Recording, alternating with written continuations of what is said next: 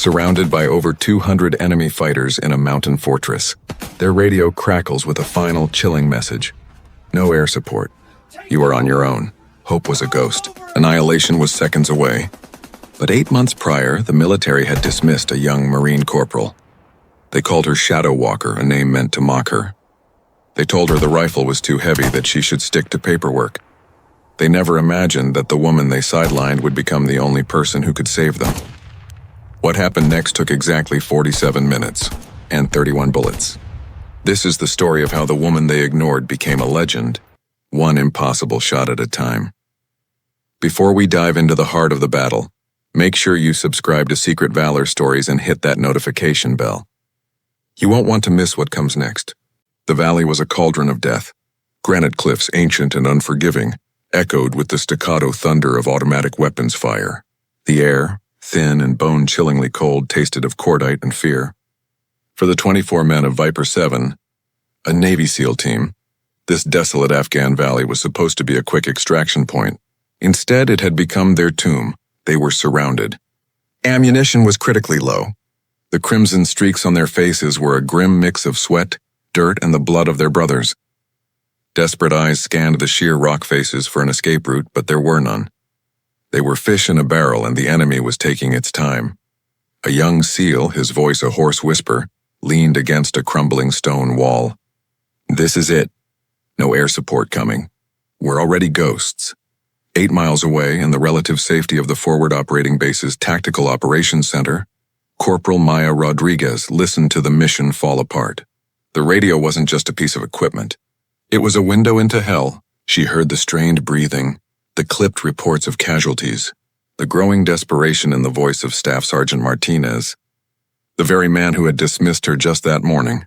Maya Rodriguez, 28, was not what most people pictured when they thought of a Marine, a compact frame that hinted at wiry endurance rather than brute strength. Raven black hair pulled back in a severe regulation bun. Her quiet demeanor was often mistaken for timidity. But behind her calm, dark eyes was a mind that saw the world in terms of windage, elevation, and the complex calculus of ballistics. Growing up in the rugged Rockies of Colorado, she hadn't played with dolls. She had stalked elk with her grandfather, her abuelo, across unforgiving alpine faces. He taught her the mountain secrets, how to read the subtle dance of the wind through a high-altitude pass, how to wait with the patience of a predator, and the most important lesson of all, that one perfect shot was worth 1,000 hurried ones. One shot, one life, Mia, he would say. Make it count. When she enlisted, her dream was crystal clear. Become a Marine Corps scout sniper. But the institution had other plans. That rifle's too heavy for you, Rodriguez, her first commanding officer had declared, not even looking up from his paperwork. Maybe you should stick to communications. You're good with details. They gave her the nickname Shadow Walker, someone who followed in the footsteps of real soldiers but could never be one. At the rifle range, her meticulous, almost reverent preparation was a source of endless amusement. As she methodically adjusted her scope, her fingers moving with the precision of a watchmaker, male soldiers would saunter by. Trying to shoot satellites, sweetheart, one would call out, followed by a chorus of laughter. She never responded. She just breathed, focused, and sent a round through the dead center of a target 1,000 meters away, a feat most of them couldn't replicate on their best day. During tactical briefings, her insights were ignored. When she pointed to a map, suggesting an overwatch position on a treacherous eastern ridge that offered a commanding view of their entire operational area, the room erupted. That climb will finish you before the enemy even notices, someone shouted from the back. Staff Sergeant Martinez, the leader of the now-trapped SEAL team, had been the one to silence her. Rodriguez, your rear support. Stick to the radio. We'll handle the kinetics. So, night after night, while her teammates built camaraderie over cards and stories, Maya slipped away, not to the barracks but to the desolate training grounds. Under the cold, uncaring stars, she would lie for hours, her body aching, practicing her breathing until it was a subconscious rhythm. She mastered the delicate art of trigger control, making the break so clean it was a surprise even to her. She filled notebooks with complex equations, studying the intricate dance between altitude, temperature, wind speed, and a bullet's long, lonely journey. The constant dismissal didn't break her. It forged her. Each maybe next time and stick to what you know was another layer of tempered steel around her resolve.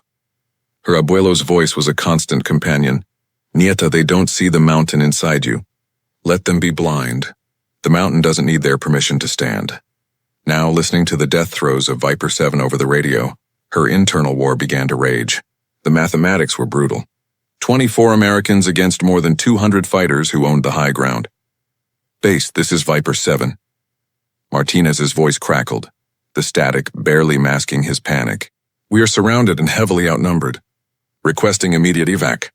The response from command was a death sentence. Viper 7 negative on air support. A sudden storm front has made helicopter operations impossible. You are on your own until dawn. Dawn was 8 hours away. They wouldn't last 30 minutes. Maya looked at her Barrett M82 rifle resting across her knees. It felt like a part of her own body. Following orders meant sitting here, listening to her teammates get systematically slaughtered. Breaking protocol meant risking a court-martial, disgrace, and her entire career. It meant betting 24 lives on her own abilities that had never been tested in the crucible of real combat. The fear was a physical thing, a cold knot in her stomach. What if you miss? What if you give away your position? What if you make it worse? But then the anger came, a clean, cold fury. She remembered every condescending laugh, every dismissive wave of the hand. Her grandfather's voice cut through the chaos in her mind. When everyone says it's over, Nieta, that's when your shot matters most. With a clarity that felt almost serene, Maya Rodriguez made her decision. She keyed her radio one final time, her voice betraying no emotion. Communications maintaining position, she reported. A necessary lie. Then she grabbed her rifle, her pack filled with spare ammunition and a rangefinder, and slipped out of the operations center. She dissolved into the darkness, moving towards the one place everyone had told her was impossible to reach. The one place that might just save them all. The ascent was a sheer wall of rock and ice, a climb that seasoned mountaineers would call treacherous even in daylight. For Maya, weighed down by 40 pounds of gear and hunted by the clock, it was a vertical battlefield.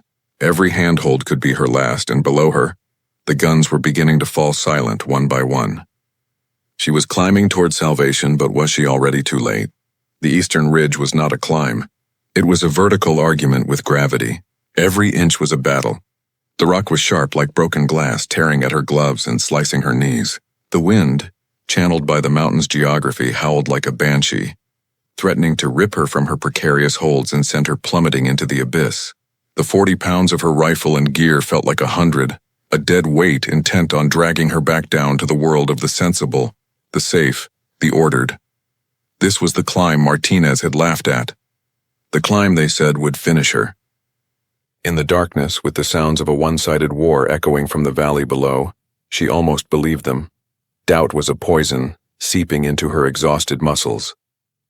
Each meter she gained was a question. Am I climbing toward their salvation or just postponing the inevitable? The thought was a traitor, but a persistent one. She banished it with a memory. Her abuelo, high on a Colorado peak, teaching her to read the mountain. Don't fight the rock, mija, he'd said. Listen to it. It will tell you the way. And so she listened. While her teammates had seen an impassable cliff face, Maya had studied the satellite imagery for weeks. She had memorized every fissure, every potential route, every shadow that could provide a moment's concealment. She moved not with the brute force of a soldier, but with the fluid grace of a climber. She became part of the rock, her movements economical and precise. The mountain, which should have been her enemy, became her ally. Below, the radio in her earpiece painted a grim picture. Bravo team is down to 1 magazine. I repeat, 1 mag. We've lost contact with Charlie 2. They're massing on the north side. They're getting ready for the final push. Each desperate transmission was a spur driving her upward. Her lungs burned for oxygen in the thin air. Her fingers were numb with cold, her muscles screaming in protest. A loose rock crumbled under her foot, sending a cascade of pebbles skittering down into the darkness. She froze, her body pressed flat against the stone, her heart hammering against her ribs. She held her breath, counting the seconds, waiting for the telltale shout or the muzzle flash of an enemy patrol. Nothing. The chaos below was so intense that her small disturbance went unnoticed. She exhaled slowly and continued her ascent. This was more than a physical test. It was a trial of her entire life's training. The patience learned during long hunts, the discipline drilled into her in the Marines, the deep instinctual understanding of the terrain gifted to her by her grandfather. It all converged here on this vertical face in the heart of a battle she was never supposed to be a part of. After what felt like an eternity, her raw, bleeding fingers found the top of the ridge. She hauled herself over the edge, collapsing onto a small, flat ledge, gasping for air. Her body screamed, but there was no time for pain.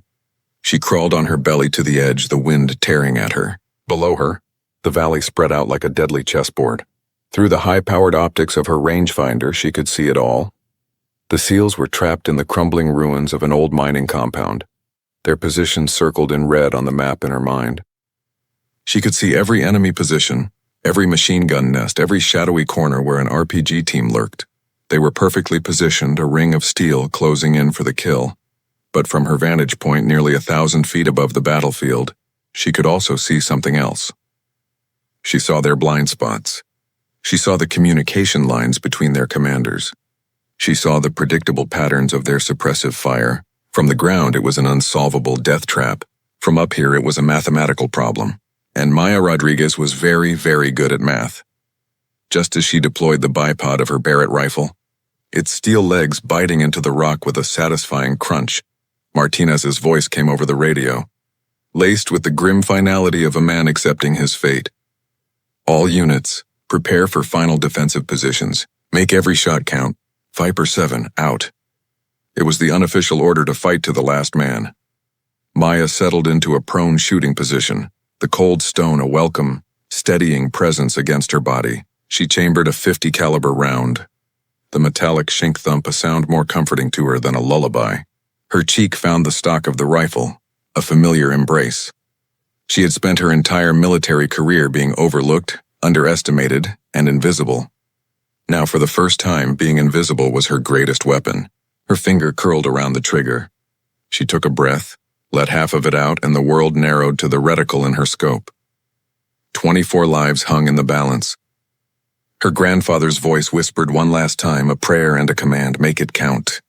The first shot was about to be fired.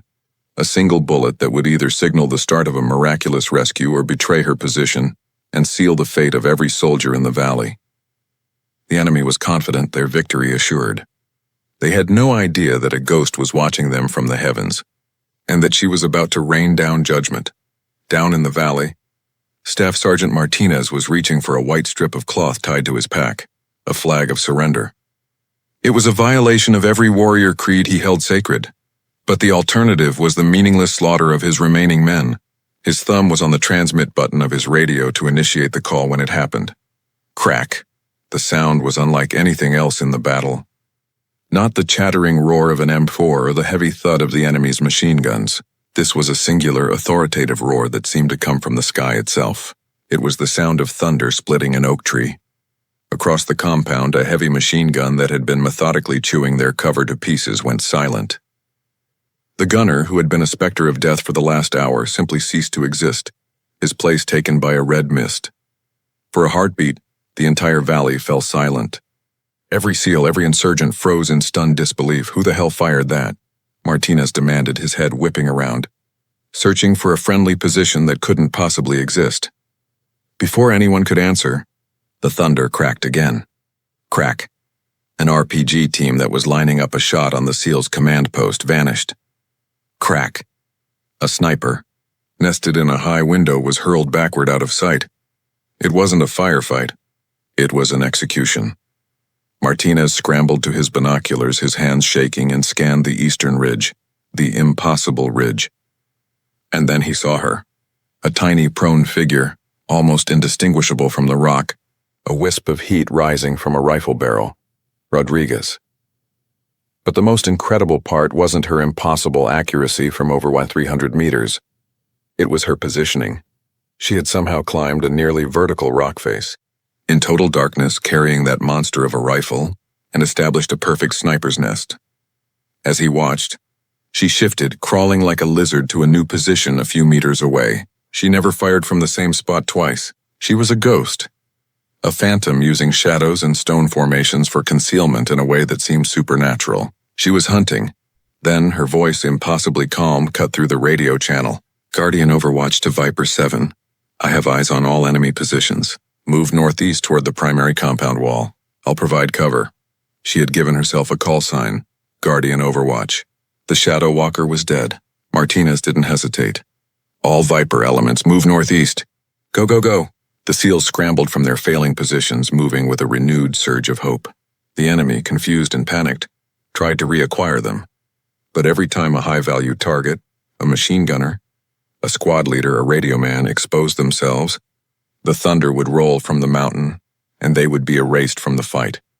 Maya was a maestro conducting a symphony of destruction.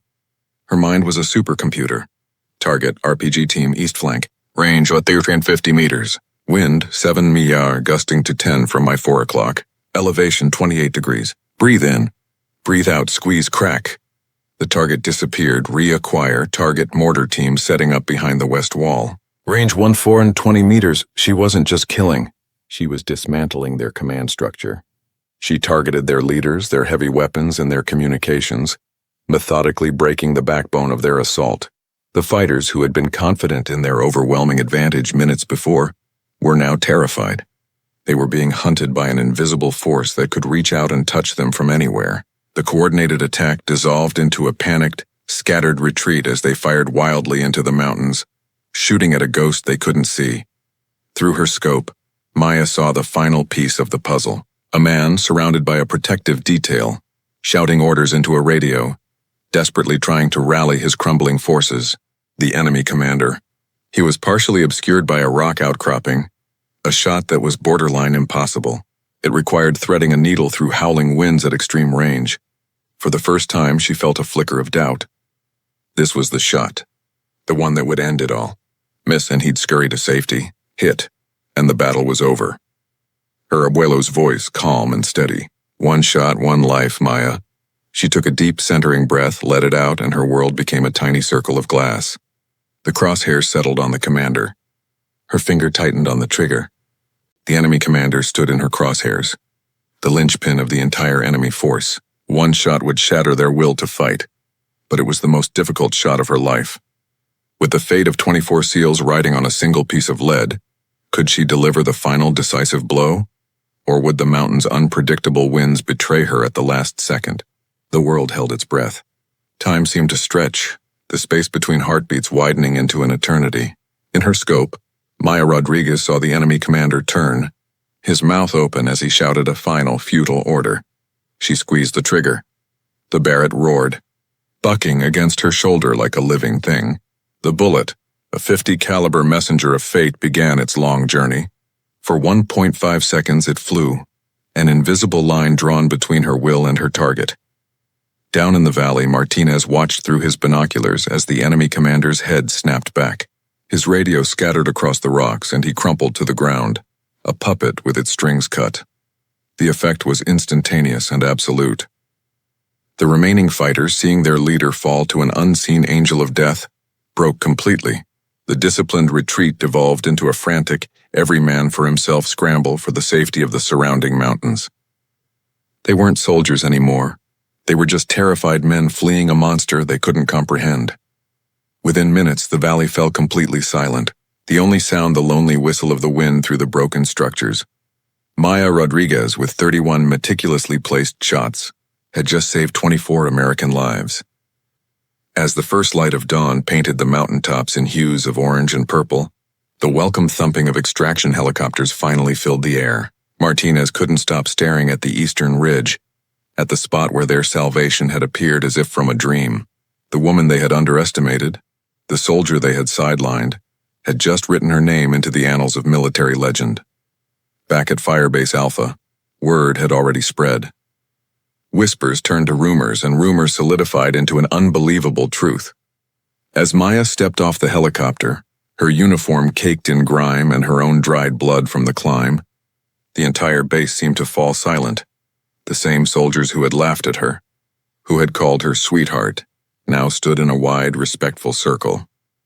They parted for her as she walked, their eyes filled with a mixture of awe and shame. Staff Sergeant Martinez approached first. He stood before her, a man humbled.